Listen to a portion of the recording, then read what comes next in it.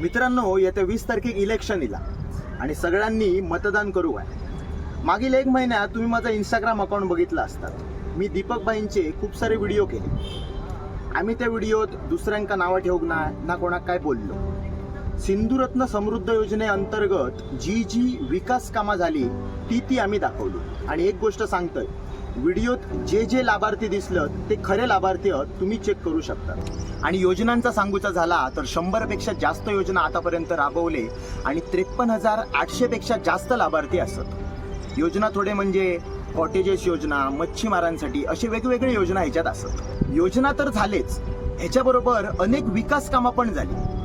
ती सांगूची म्हणजे नरेंद्र डोंगरावर कॉटेजेस झाले, झुलता पूल झालो वेंगुर्ल्याचो, त्याच्याबरोबर आता सावंतवाडीत फायर ऑफिस पण होता. अशी अनेक विकास कामं असत, मी थोडीच सांगतो. तर मित्रांनो, 20 तारखेक इलेक्शन येता. मी तर मतदान करतलो आणि माझा मत आपल्या माणसाकच जाताला, दीपक भाईंका. धन्यवाद.